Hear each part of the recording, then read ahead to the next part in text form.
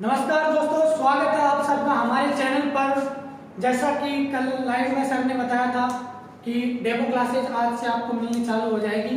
तो अपनी first demo class है diploma in operation theatre technology के कोर्स के लिए, जिसमें अपना आज का टॉपिक है एनेस्थीसिया। सबको पता है एनेस्थीसिया फर्स्ट ईयर के पेशेंट केयर में भी आता है, एनेस्थीसिया आता है, एनेस्थीसिया मशीन के बारे में भी आता है। हर बार इससे क्वेश्चन पूछे जाते हैं और सेकेंड ईयर में तो तीनों बुक एनेस्थीसिया की चलती है, इंट्रोडक्शन, बेसिक और अप्लाइड। तो नॉर्मल अपन इसका ब्रीफली देखेंगे कि एनेस्थीसिया होता क्या है फर्स्ट ईयर के हिसाब से। तो सबसे पहले अपन इसमें तीन चीज देखेंगे कि एनेस्थीसिया का मतलब क्या है, दूसरा जो एनेस्थीसिया वर्ड है वो किसके द्वारा दिया गया है, फिर इसमें एक टर्म आती है बैलेंस एनेस्थीसिया। तो ये वर्ड किसके द्वारा दिया गया है, तीनों चीजें अपन इसमें कवर करेंगे। Firstly we will see that anaesthesia का मतलब होता है loss of sensation. Loss of sensation ये होता है स्पेशली फॉर पेन। मतलब अपन ने सुना होगा कोई भी सर्जरी होती है, कोई भी प्रोसीजर होना होता है, तो उसमें पेशेंट को पता नहीं चलता है कि प्रोसीजर हुआ कि नहीं हुआ। उसको कई बार तो वो पूरा बेहोश रहता है और कई बार वो आधा बेहोश रहता है, कई बार वो पूरा ऑपरेशन देखता रहता है, कई बार वो पूरी तरह सो जाता है। तो ऐसे ही टाइप्स के एनेस्थीसिया दिए जाते हैं, जिनमें अलग अलग टाइप आज अपन पढ़ने जा रहे हैं। एनेस्थीसिया का मेनली मतलब है लॉस ऑफ सेंसेशन, यानी बॉडी में हर प्रकार के सेंसेज होते हैं। जैसे अपन अगर गर्म चीज को टच करते हैं तो अपना जो ब्रेन है वो एकदम से अपना हाथ हटाता है, एकदम से हाथ हटाने की प्रतिक्रिया देता है, उसको रिएक्शन देता है। उसका मतलब हुआ कि अपन ने जो ही अंगुली छुई, अपन ने जो ही उसको गर्म चीज को छुआ, ब्रेन में अपने सेंस गया, ब्रेन सेंस गया, तो ब्रेन ने अपने को वापस सप्लाई की, नर्व सप्लाई से अपने को रिस्पॉन्स दिया और अपन ने हाथ हटा लिया। ऐसे तरह के कुछ सेंसेस पाए जाते हैं, जिनमें एक पेन सेंसेशन भी होता है। पेन सेंसेशन को कंट्रोल करने का काम करता है एनेस्थीसिया। तो नॉर्मल वर्ड में अगर देखें तो लॉस ऑफ सेंसेशन, इसका प्राइमरी जो ऑब्जेक्ट है वो है लॉस ऑफ सेंसेशन। दूसरा एनेस्थीसिया जो वर्ड था वो दिया गया था ओलिवर वेंडल होम्स के द्वारा। किसके द्वारा? Oliver Wendell Holmes. But anaesthesia में कई प्रकार की मेडिसिन आती है, जैसे केटामाइन है, प्रोपोफोल है, ट्रामाडोल है, या फिर थायोपेंटोन है। ये सब प्रकार की मेडिसिन यूज में लेते हैं। बट ये मेडिसिन जब एक स्पेशल डोज में दी जाती है, एक स्पेशल तरीके से दी जाती है, जिस पेशेंट को जितनी रिक्वायर है उसके हिसाब से अगर दी जाती है, तो उसको कहते हैं बैलेंस एनेस्थीसिया। तो ये जो टर्म है ये दी थी John Lundy and Ralph waters ने। तो तीन लाइन अपने पास लिखने के लिए होगी इंट्रोडक्शन में कि anaesthesia word means loss of sensation in weeks specially for pain. दूसरा अपना हो गया कि anaesthesia word is coined by Oliver Wendell Holmes. तीसरा अपना बैलेंस एनेस्थीसिया जो टर्म है, balance anaesthesia term is given by John Lundy and Ralph Waters. तो ये तो बात हो गई अपनी नॉर्मल एनेस्थीसिया के इंट्रोडक्शन की। अब अपन बात करते हैं एनेस्थीसिया के टाइप्स पे। तो टाइप्स की बात कर लेते हैं।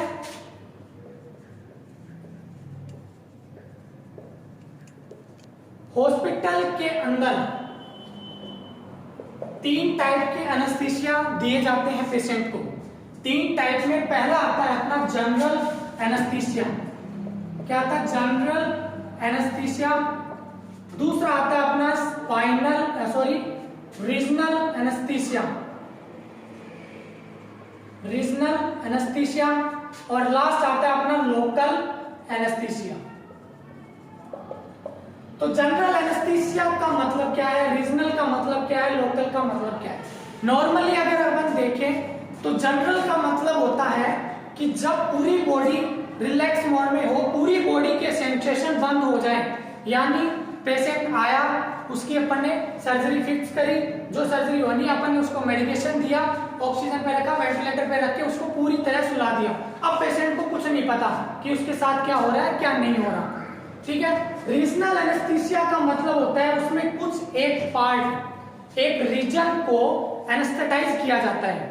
रीजन में मतलब अपन मान सकते हैं जैसे कोई भी अपनी ऑर्थोपेडिक सर्जरी है तो उसके लिए अपन क्या करते हैं, एक कमर में इंजेक्शन लगाते हैं, जिससे क्या होता है कि अपने नीचे वाला हिस्सा जो होता है, जो स्टमक से नीचे वाला जो पोर्शन है, जो अपने नॉर्मल नीचे वाला पोर्शन, या फिर अपन मान सकते हैं कोई भी ऑर्थोपेडिक की जो साइट है, जैसे लेग सर्जरी है, कोई भी ट्रॉमा हो गया उसमें लेग्स की कोई सर्जरी होनी है तो उसके लिए अपन लेते हैं स्पाइनल एनेस्थीसिया।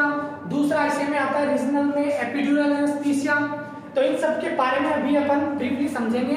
अभी एक बार अपन नॉर्मली इसका वर्ड का मीनिंग समझ रहे हैं कि होता क्या है।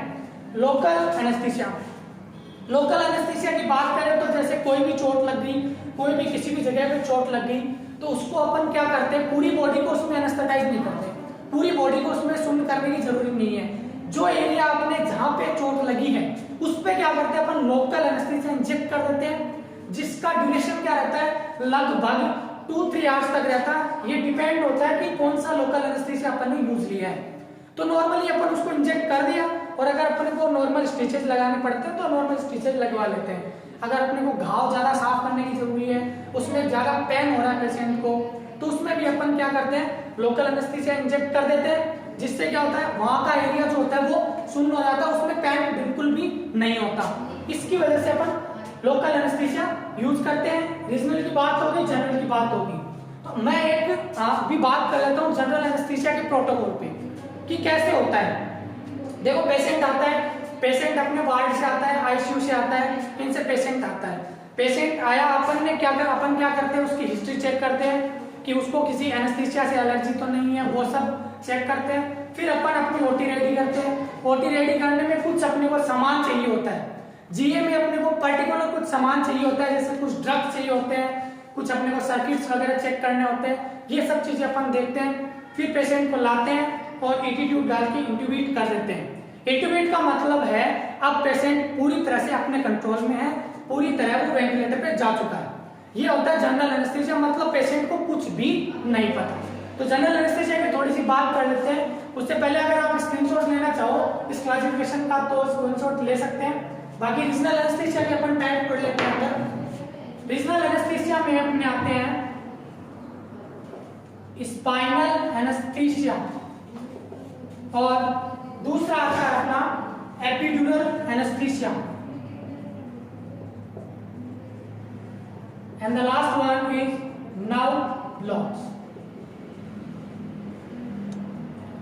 अभी अपन इनकी ब्रीफली बात कर लेंगे। अभी अगर आप स्क्रीनशॉट लेना चाहते हैं क्लासिफिकेशन का तो आप स्क्रीनशॉट ले सकते हैं।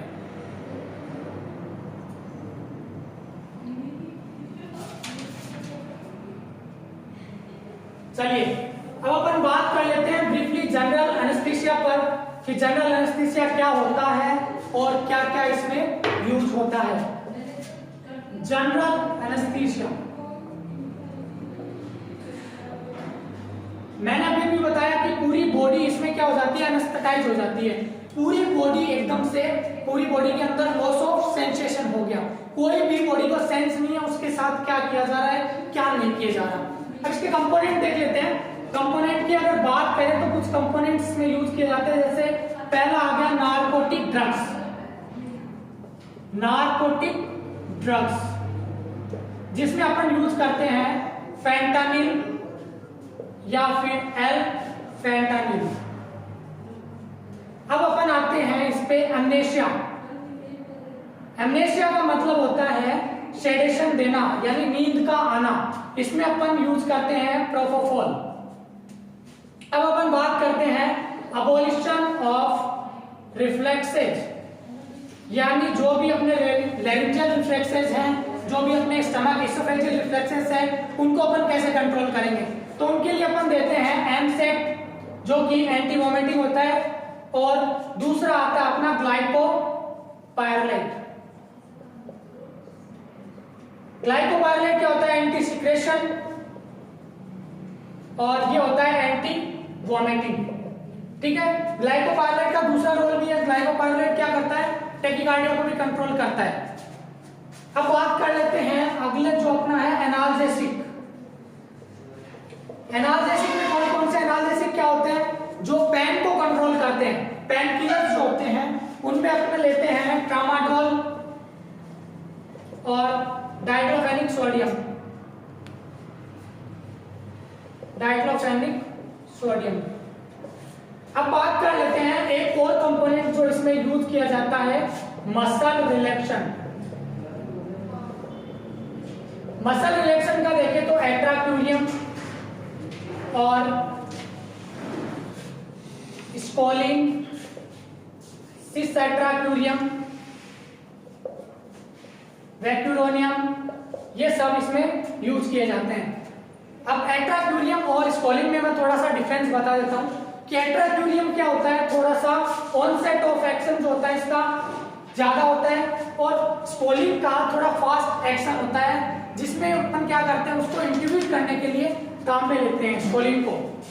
ठीक है, अब अपन देख लेते हैं एक बार, अगर आप स्क्रीनशॉट लेना चाहो इस चीज का तो ले सकते हो। पहला मसल रिलैक्सेशन जिसमें एट्राक्यूरियम, स्कोलिन, सिस एट्राक्यूरियम, और नार्कोटिक में अपना फेंटानिल और एल्फेंटानिल। तीसरा अपना एमनेशिया जिसमें आते हैं अपने प्रोपोफॉल, थायोपेंटोन सोडियम। अगर मैं बात करूं प्रोपोफॉल और थायोपेंटोन सोडियम में से, अगर बात करूं प्रोपोफॉल और थायोपेंटोन सोडियम में से, तो प्रोपोफॉल को अपन ज्यादा प्रेफर करते हैं। क्यों, इसका जो इफेक्ट होता है वो बहुत जल्दी होता है इसके लिए, और इसके जो साइड इफेक्ट देखे गए हैं, जो इसके सिस्टमिक इफेक्ट्स हैं, सीवीएस पे, जीआईटी पे, इन सब पे जो सिस्टमिक इफेक्ट्स हैं वो सब कम देखने को मिलते हैं बजाय थायोपेंटोन की। ओके, अगर राइटिंग में आपको दिक्कत आ रही हो तो आपको इसकी पीडीएफ मिल जाएगी, टेंशन करने की कोई बात नहीं है इसमें। बाकी आप नॉर्मल चीज को समझते चलो कि अपन क्या क्या चीज यूज कर रहे हैं, क्लासिफिकेशन में क्या क्या यूज कर रहे हैं। तो ये तो अपन ने बात कर ली बेटा कंपोनेंट्स की कि कौन कौन से इसमें ड्रग्स यूज होंगे। अब बात कर लेते हैं जीए में, प्योरली पूरे जीए में क्या क्या अपन यूज करते हैं। तो देखो जीए के अंदर एक तो अपन यूज करते हैं गैसेज, दूसरा अपन यूज करते हैं इसमें इनहेलेशनल एजेंट, तीसरा इसमें यूज करते हैं ड्रग्स। तो गैसेज की अगर मैं बात करूं तो oxygen, nitrous oxide normally use किए जाते हैं, O2, N2O या फिर ईथर। इनहेलेशनल एजेंट की बात करूं तो इनहेलेशनल एजेंट चारों के चारों कोई भी यूज किए जाते हैं, अलग अलग जगह पे अलग अलग चीजें यूज की जाती है।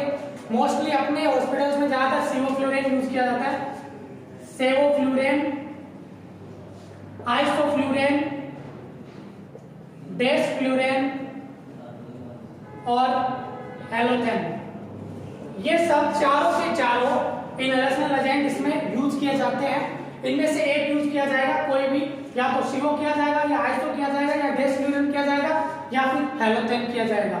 ठीक है, ज्यादातर अपने मोस्टली सेवोफ्लुरेन यूज किए जाते हैं। ड्रग्स की बात करूं तो प्रोपोफॉल, केटामाइन, मिडाजोलाम, ये सब अपने यूज किए जाते हैं। तो अपन नॉर्मली अगर बात करें तो गैसेज अपनी होगी O2, N2O और ईथर। दूसरी अपनी बात करें ड्रग्स की तो प्रोपोफॉल, केटामाइन, थायोपेंटोन सोडियम, ये सब इसमें यूज किए जाते हैं। तो ये बात होगी प्योर पूरे जनरल एनेस्थीसिया में अपन क्या क्या यूज करेंगे। अपन सब लोग जानते हैं कि गैसेज अपन कैसे देते हैं, जैसे सिलेंडर के माध्यम से दी जाती है। अपन क्या करते हैं, सर्किट को लगा के, जो क्लोज सर्किट होता है उससे एक ट्यूब से कनेक्ट कर देते हैं, जिसके माध्यम से अपन O2 और N2 का रेशियो देते हैं।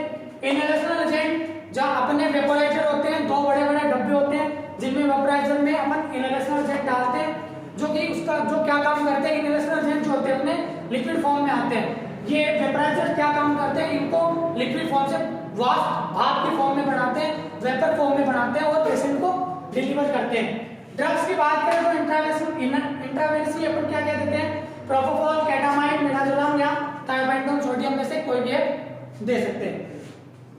हाँ, अगर मैं इमरजेंसी सिचुएशन की बात करूं या बच्चों की बात करूं तो अपन ने नॉर्मली जो सेडेशन के लिए यूज किया जाता है, जो प्रिफर किया जाता है, वो अपना मिडाजोलाम है। चलिए अब बात कर लेते हैं रीजनल एनेस्थीसिया की। रीजनल एनेस्थीसिया में अपन ने पढ़े हैं तीन टाइप। स्पाइनल, रीजनल की बात करें तो स्पाइनल, एपिड्यूरल और नर्व ब्लॉक।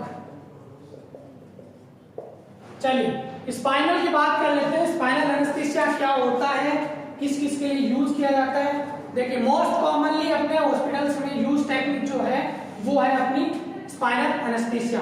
इंडिकेशन की बात करें तो कोई भी गायनेकोलॉजी, मोस्टली जो भी गायनेकोलॉजी सर्जरी होती है, जो भी गायनेक से रिलेटेड होती है, जैसे स्टेक्टोमी हो गई या फिर स्टेक्टोमी को नहीं करते हैं, बाकी कोई भी अगर मैनेजमेंट है या फिर ओआईयू वगैरह है, इन सबको अपन स्पाइनल में कर लेते हैं। ऑर्थोपेडिक सर्जरीज भी काफी होती है, प्लास्टिक सर्जरी जो होती है काफी होती है, कोई भी फ्रैक्चर की सर्जरीज है उसको अपन स्पाइनल एनेस्थीसिया में कर लेते हैं।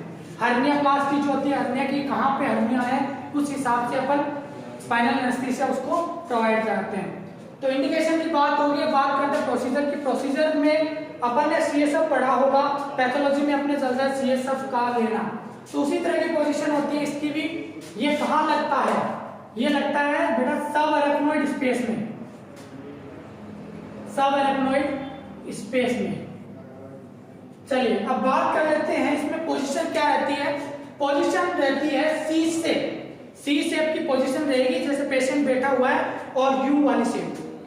यहाँ पे अपन साइड चूज करते हैं, साइड चूज करके उसमें लगाते हैं। उसमें नीडल जो होती है 25 या फिर 27 गोज की ली जाती है। अलग अलग साइजेस होती है स्पाइनल नीडल की, उसमें से 25 और 27 को प्रीफर करते हैं। साइड्स की अगर बात करें तो L3, L4 या फिर L4, L5 को अपन प्रीफर करते हैं। साइड में लंबर की साइड्स आपने पढ़ी होगी, जो अपने स्केलेटल सिस्टम होता है उसमें स्पाइन्स की आती है लंबर की sizes. L3, L4, L4, L5 के बीच में एक साइड चूज करते हैं, वो एनेस्थेटिक अपने हिसाब से करता है। प्रोसीजर की बात कर लेते हैं। सबसे पहले पेशेंट को बिठाया जाता है, उसको सी शेप दिलाई जाती है पोजीशन, और साइड को क्या करते हैं पोविडीन आयोडीन जो बीटाडीन होती है उससे अपन क्लीन करते हैं।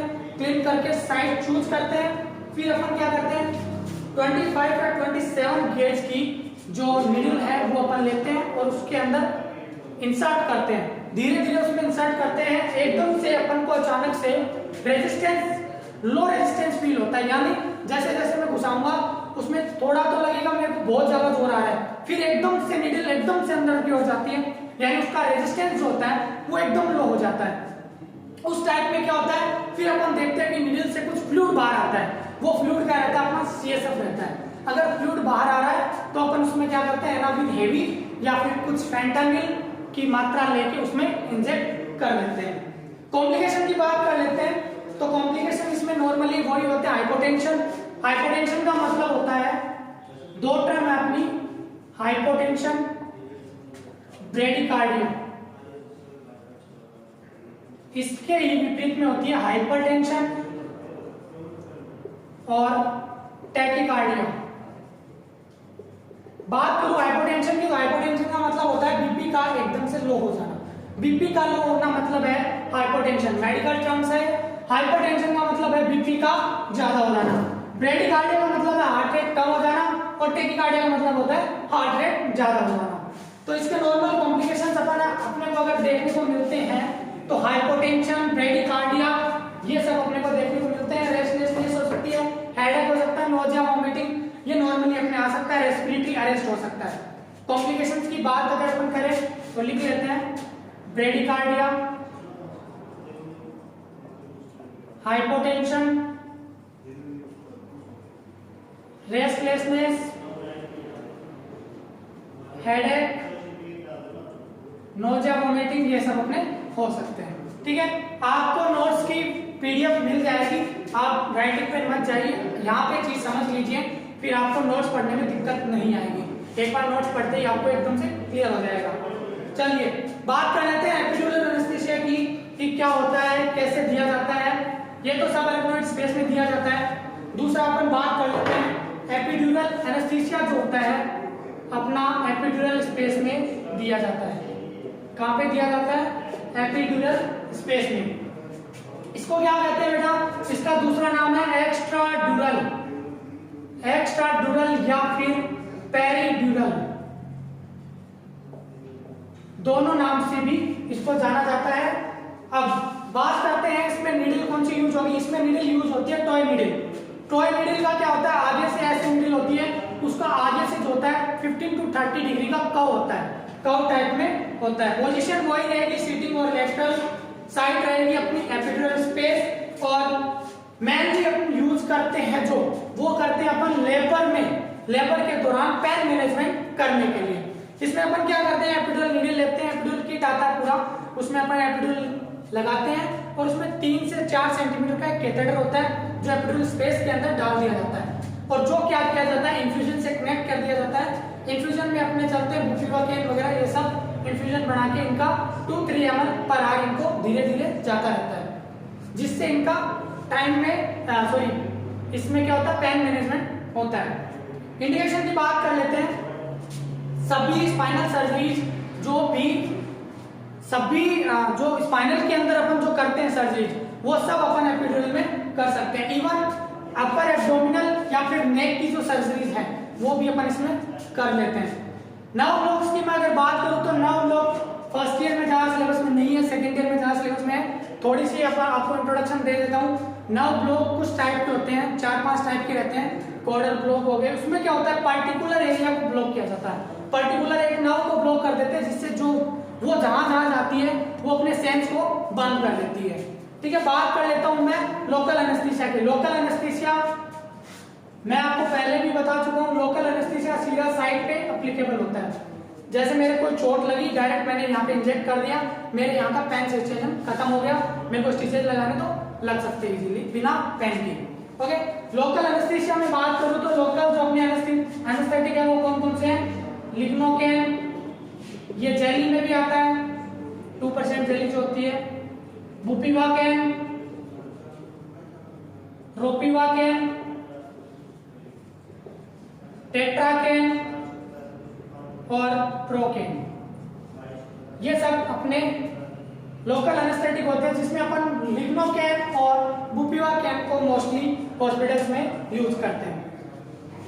तो बेटा ये था आपका नॉर्मल एनेस्थीसिया, नॉर्मल एनेस्थीसिया के बारे में कि कितने टाइप के होते हैं और इसका इंट्रोडक्शन क्या क्या रहता है। इसके आपको नोट्स आराम से पीडीएफ में मिल जाएंगे, घबराने की कोई जरूरत।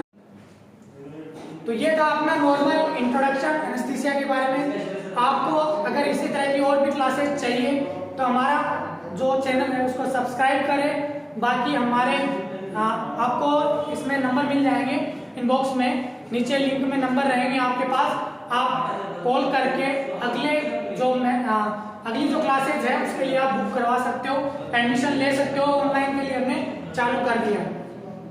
Thank you so much for watching this.